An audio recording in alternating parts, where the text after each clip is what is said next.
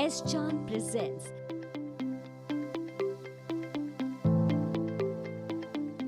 Hi, welcome to the learning session on Indian economy. In this session, we'll discuss about the World Trade Organizations and India. You will find this chapter in the book Dutt and Sundaram's Indian Economy. In this chapter, we'll basically talk about the structure and the conduct of WTO, that is World Trade Organization, and also how India is playing its role in the negotiations of a lot of WTO-related issues. So this chapter actually talks about the evolution of WTO. So we'll provide a brief history of WTO, how actually WTO came into force from GATT to the Uruguay Round. And then we'll discuss the structure and governance of the WTO, different structures in terms of the achievements. So the important agreements of WTO consist of agreement on agriculture, non-agricultural market access, multi-fiber, which is on textile, and then trade-related intellectual property rights and trade-related investment measures, and then dispute settlement. In this particular chapter, we'll also talk about some of the specific issues related to India, like India and its disputes, India and the Information Technology Agreement, and India and the Service Trade Facilitation Agreement, and finally we'll talk about the COVID pandemic and role of WTO. So this particular slide provides you the background, how actually from the Atlantic chapter to the Bretton Woods Conference, how actually different international organizations came together and felt the need of creating an organization which can govern the global trade. So initially, General Agreements of Tariffs and Trade, which is popularly known as the GATT, which was set up, and only 23 countries were the member, and India was one of the founding members at that point of time. And from GATT, actually over the years, in several rounds of negotiations, more countries joined. But what we felt that GATT was not able to control the dynamics of international trade, because technology actually changing the dynamics of trade. For example, service trade was not at all important in 1950s, but in post-2000, service trade is the most important driver of international trade. Then other issues were actually having an effect on international trade. For example, subsidies, for example, intellectual property rights.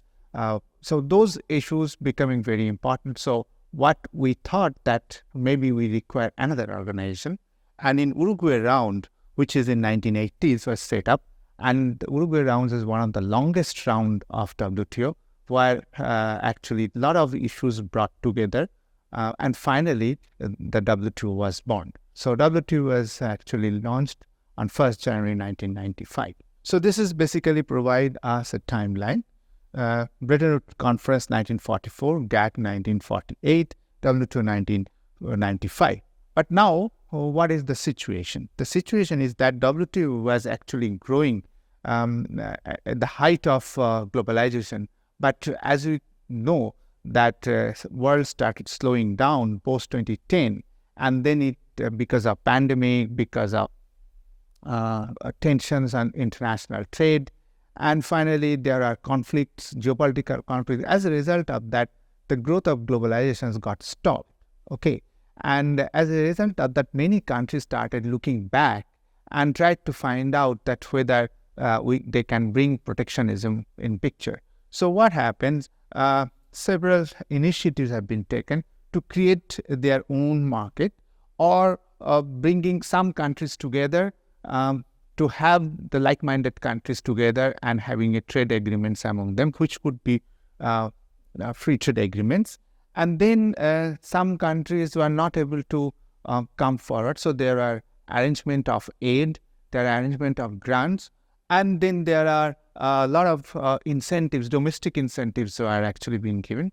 In fact, what we are seeing that slowly the trade policy is becoming weak and industrial policy is becoming very strong, because many countries are bringing protections, bringing incentives through the industrial policy. So currently, as we know, some of the when in 1995 when WTO was born, some of the very important countries are not member of WTO. For example, China became member in 2001. Russia became a member in 2012. Even currently, Iran is not a member. Their accession process is going on. Around 164 countries are right now member of WTO. So here is the list of different rounds. As I discussed, that 1986 to 94 is one of the longest round, and this is called a Uruguay Round, and many issues are brought together. And that point of time, 123 countries are the member. Remember, right now 164 countries are member. So this is basically the organization structure of WTO. So at the top, there is a Ministerial Council. So all member countries, Commerce and Industry Minister represents the Ministerial Council. So under the Ministerial Council, there is General Council. So WTO Secretariat actually consists of many people, many experts from different member countries working in these departments. So General Council actually acting as a trade policy review body. So every 5 years or 4 years, after 5 years or 4 years, every country needs to submit a trade policy review. What is their progress? What is their policy on trade? So that is publicly available on the website of WTO. And it is also a very important body that in terms of handling dispute. Here, I'd like to tell you that WTO stands for free and fair trade. So it's not just for the free trade, it's also for the fair trade. So when we're talking about fair trade, so there will be a lot of disputes.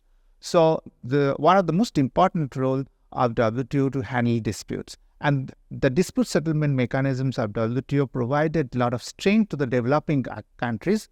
And a lot of developing countries won cases against the developed countries also because it's part of this fair trade understanding.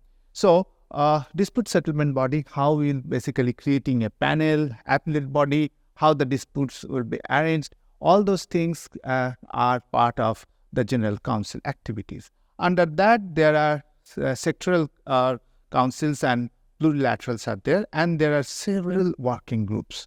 So they work on trade in goods, trade in services, council on trade-related intellectual property rights, trade negotiations issues. They basically talk about those.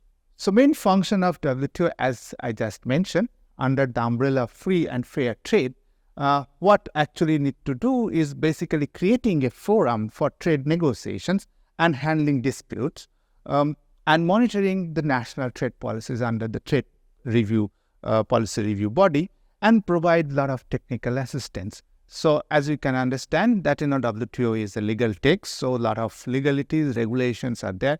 Many developing countries may not have the capacity, may not have the expertise. So WTO provides a lot of training and also bring experts from all over the world to train the people and officers, researchers, students, academicians, even business to understand the nitty-gritty of WTO. So few of the fundamental principles of WTO is most favored nations. So every country by definition needs to provide most favored nation treatment to every other member countries, with some exceptions. I'll talk about that. Then there are national treatment when the foreign company are there in your inside the country. Then there is no differences of treatment between the domestic company and the foreign company. So both will be equally being treated by the government. Then there are special and differential treatment for the poorer countries. And then also it tries to try to promote free trade, bringing predictability in the trade laws, and also provide through the dispute settlement some kind of a reciprocity. So one of the important things, as I said, most favored nation. So every country is providing most favored nation treatment to all other member countries, but there are certain exceptions. So exceptions could be through the enabling clause, in which what happens, a country can provide more preferences to other countries. One of the most important thing is generalized systems of preference, in which the developed countries provide allowed developing countries to get a more preferential treatment from the developed countries. So a lot of poorer countries can access the GSP-related benefits to increase their exports in the developed countries. So this provides a level playing field between the developing and the poorer countries and the richer countries. Apart from that, WTO's principles also provide opportunities to form trade agreements, bilateral, regional, and foreign trade, free trade agreements, regional agreements. So those agreements can also be treated as an exception. So these are the important agreements of WTO. I have given the shortcuts and acronyms. So those are important. So agreement of agriculture is very important, very, very important, because under the GATT, agriculture was not being handled properly because a lot of distortions are in agriculture, a lot of subsidies are provided in agricultural sector by the developed economies. So agreement of agriculture is trying to bring a discipline in market access, how to provide support, how to provide export subsidies. Non-agricultural market access is basically negotiations for the manufacturing products. And then multi-fiber arrangement is a kind of a quota for the developed countries in terms of textiles. However, they got the protections for 10 years. So from 95 to 2005, MFA or multi-fiber agreement has ceased to exist or slowly have gone down.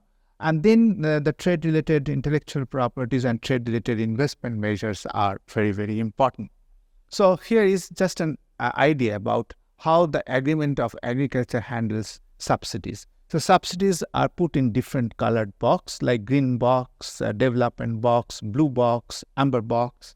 So the nature of the subsidy can provide us an information whether the subsidy is WTO compatible or WTO non-compatible. So a country has been advised not to provide subsidies which are WTO non-compatible, but any subsidies in terms of research and development, developing irrigation facilities, developing, doing R&D on high-yielding seeds, increasing the storage capacity. So, which are general. Those subsidies are WTO compatible, but direct subsidies are not accepted. So, any country can pick up the partner country's subsidy structure, provide WTO information, or even can go to the dispute settlement and saying that particular country is providing a WTO non-compatible subsidies. So this becomes a disputable issues, and once it becomes a disputable issues, then actually two countries need to negotiate and can provide their arguments in front of the panels, and the panel's decisions will be there, and then there are appellate bodies, then final decisions will be kind of a binding one on the losing partner country. So trade-related intellectual property rights have many components. So we are, common people are very much aware of patents, but apart from that, there are copyrights, there are trademarks, designs of integrated circuits, industrial design, and trade secret and test data. So it basically covers all of them. In case of patent, just an example, product patent, process patents are very important. Then sometimes patent is a timely protections. So after the patent protection is over, there is an attempt by the developed country, especially in pharmaceuticals, moving for an evergreening of the patent. So on the famous case, Novartis, which was in India after the patent regime was over, they were trying to put forward for an evergreening clause, but this has not been accepted in the country. So trade-related investment measures. So sometimes trade and investment comes together and becomes very complex. For example, when you are investing in a particular country, there may be a clause that so much a percentage of the inputs need to be taken from the country. Okay, so those are basically against the trade-related investment measures argument. So India notified trade-related investment measures in accordance to Article 5.1. For example, local content requirements in the production of newsprint, local content requirement in production of some of the medicines, and dividend balancing requirement in case of investment of 22 categories of the consumer goods. So this needs to be reported and maybe negotiated also. So this is just a small summary of TRIMS. So trade in services, which is also very important thing. So service trade discipline is also an important aspect of WTO, in which the trade is divided into 4 parts: cross-border trade, consumption abroad, commercial presence, and temporary movement of natural persons. So in that case, the mode 1, mode 2, mode 3, mode 4, every country can open up their service sector based on these 4. So any negotiation on services will be based on these mode 4s. Dispute, this is the structure of the dispute. So there is a time period laid down by WTO. If the country is not happy, then they can actually go for appealing, and then the appellate body can be constructed. So there are many, many disputes in which most of the member countries are involved. Some of the important disputes in which India is involved, for example, the production of solar cells and solar modules. In India, the United States actually complained against India in the WTO. Then tariff treatment of certain goods, of ICT related issues. So Chinese Taipei and European Union is there. Then major concerns is sugar and sugarcane. So this is just an example. I suggest the readers to go to the WTO site, and then you can click on the disputes and identify the country. You can find out all the disputes and also find out the progress, the summary. So it is a very good understanding actually you can get from the WTO site. So you can see this is India's dispute and WTO members. So most of the disputes with the developed countries, you can see it here. Map of disputes between China and WTO members. So you can see the similar thing. Free trade agreements are also an important aspect. So as you can see, there's a significant rise of number of free trade agreements post 2000. So many of them are reported to WTO, many of them are not reported to WTO. So WTO's GATT and GATTs are having articles which allows a free trade agreement to happen. This is also an exceptions to an MFN clause. So lastly, we'll talk about the COVID-19 pandemic and WTO. So as you know, during the COVID-19, the trade stalled. So there is a lot of questions on WTO's role at that point of time. So there are many areas where actually WTO started working. One of the most important thing, or rather 2 important things we highlight here. So for example, easy trade of medicines and vaccines, because not all countries are producing medicines and vaccines on equal level. So this is a global public good, as we say, so everyone has the right to get those medicines and vaccines. This is one aspect. Second one, we found out many countries put up restrictions on export, especially on food products, because at that point of time, cultivations are also not there. So many countries who are not very much interested to export the food products. So those issues were brought together in WTO, and there are several online meetings, significant meetings. In fact, 12th Ministerial Conference happened in Geneva, which also talked about those issues and how to ease out. Thankfully, COVID is over. Those issues are no more important, but this provides a big learning for us that how the organizations like WTO is important, both in the crisis and after the crisis. Thank you very much. All rights reserved. This video has been prepared for educational purposes only. No part of it may be reproduced or copied without the permission of the copyright holder.